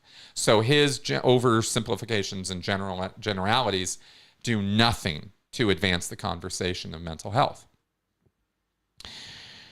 And they make Scientologists, by the way, get incredibly stupid ideas about mental health treatment and psychology. I mean, really dumb. Scientologists are worse than stupid or ignorant on the topic. They are, what I meant by that is they are so stupid on the topic because they're worse than knowing nothing. They know a bunch of false things. They know things that aren't really true at all about how psychology deals with people. So I do think that Hubbard's writings on this topic actually serve to confuse the issue for Scientologists more than clarify things. Okay, valuable takeaways or interesting points? No, not really. And is it... Yeah, exactly. And finally, the point that I think I've addressed more than any other is Isn't it quite ironic how Hubbard's antisocial personality concept can easily be used to discredit anyone who criticizes or challenges Scientology? Yes, that is exactly the irony of all of it. Is here's this entire body of work, all these issues and lectures and treatments that Hubbard offers, and none of it amounts to a hill of beans. None of it amounts to anything useful or constructive or helpful. It just serves to make things more confusing for Scientologists and puts them into a state of mind where they feel justified. They feel it's a rational thing to ruin people's lives who are not for Scientology. They actually believe that that is a sane, rational activity because of what I've read you today. That's the long and short of it. That's really the explanation. It's that complicated and convoluted and stupid, but at the end of it, it's really that simple. So, there we go. Yeah, your comments are awesome, guys. Okay. So, I have raced through this. Oh my God, another flag down. That'd be awesome. Let me just take a look through some of the comments here before I wrap up today. Oh, thank you, Atypical Paul, for that super chat. I want more super chats from you guys. Look, I do everything I can to kind of avoid this issue, to be honest. I sort of promote myself and, say support my channel and stuff like that. But when I do live streams, you guys better super chat me more. I'm just going to say. I'm joking, right? All right. Keep going up the line here. I just want to make sure I didn't miss anybody on any acknowledgments or anything. Yeah, exactly. You guys, these are some great comments today, I see. Okay, good. No other super chats. Good. Just want to make sure I got all that.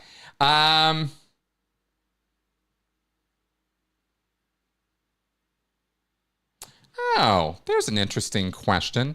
Oh, sorry if I wasn't clear. Super chats are where you support the channel through a comment and a monetary donation at the same time. It's a YouTube thing, Patrick. Okay, would you support, Xcion asks me here, would you support putting any restrictions on internet speech if it was proven to be coercive or inflammatory? Germany law prohibits inciting racial hatred online with up to 5 years in jail.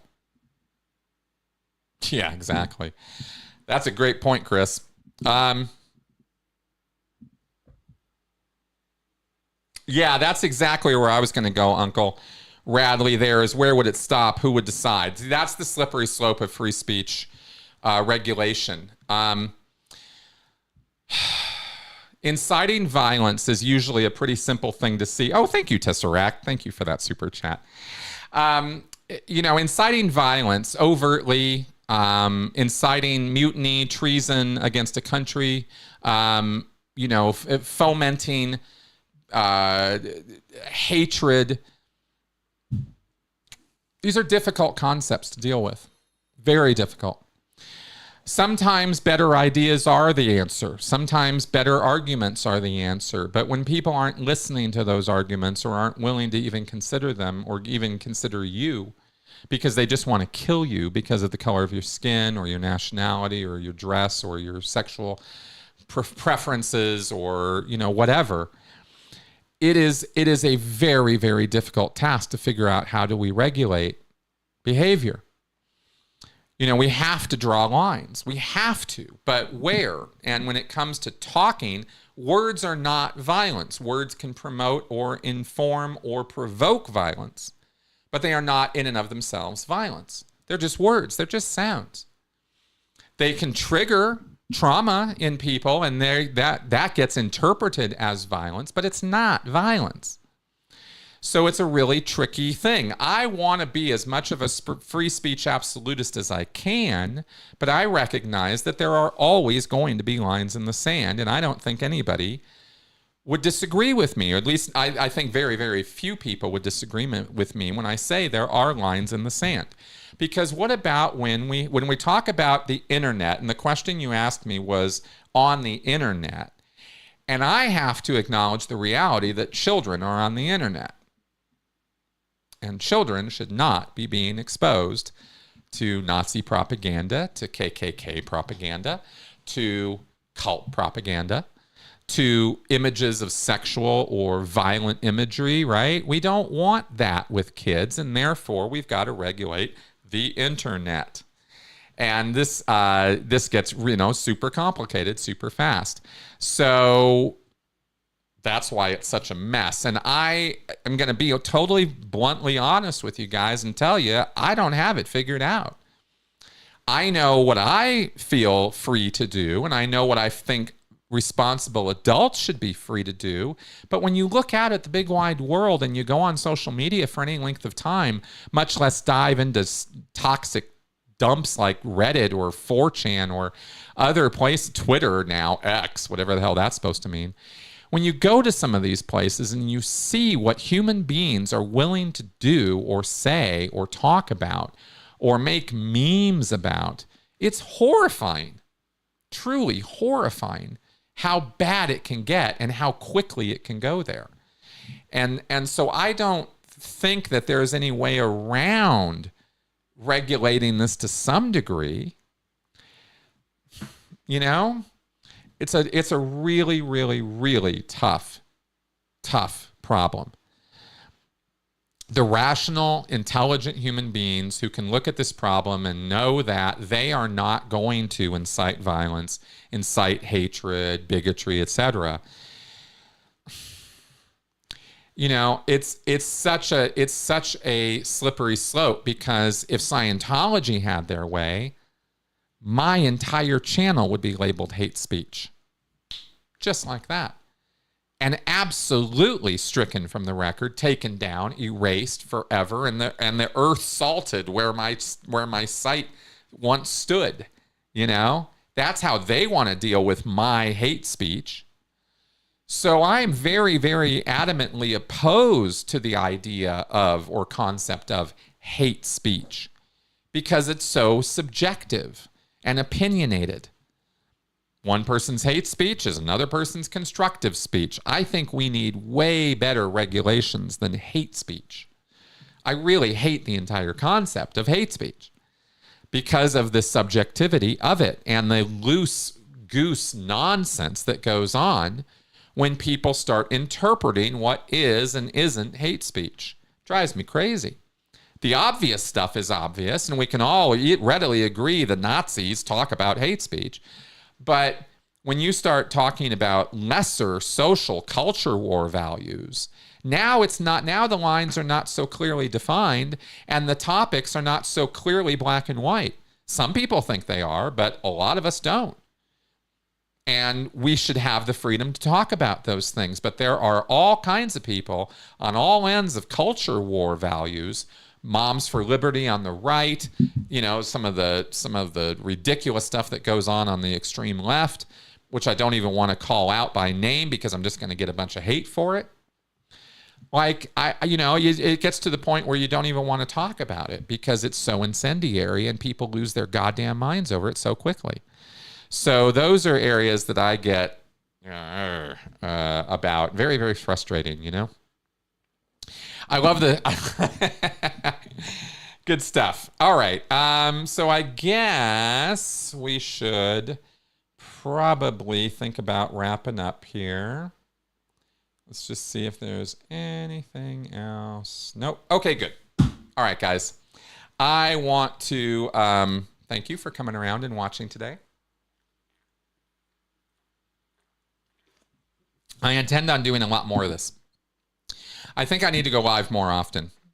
And I think this kind of stuff, but maybe I wanted to ask you guys before I wrap up here today. One, and let me know in the comments, both on the live stream or if you're watching this after the fact, let me know in the comments or, email me. I'm always wide open here to hear from anybody. I really am. I would like to know what are the best times for live streaming on my channel, because I've always tried to do afternoon for me because it's European friendly time and I always want my EU guys to be able to partake in this. But is there should I be live streaming at night? Are there more people around then in terms of Western, United States time? Let me know.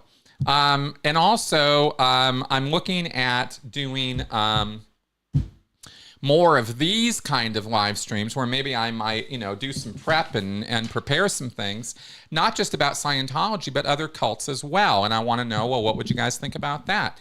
I don't want to constantly harp on the same kind of content because there is such an infinity of topics and related information to go over having to do with coercive control and cults, but also coercive control in domestic situations, or there's human trafficking stuff.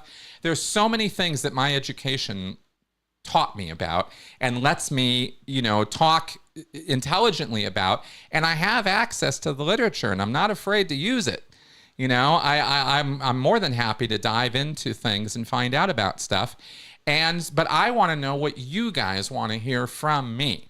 Because every week for me, sometimes it's a little bit of a guessing game, and I try and I'm doing my best to present interesting information, but I always want and enjoy the feedback from you guys to help guide me along in my process here. So that all being said, thanks very much for coming around.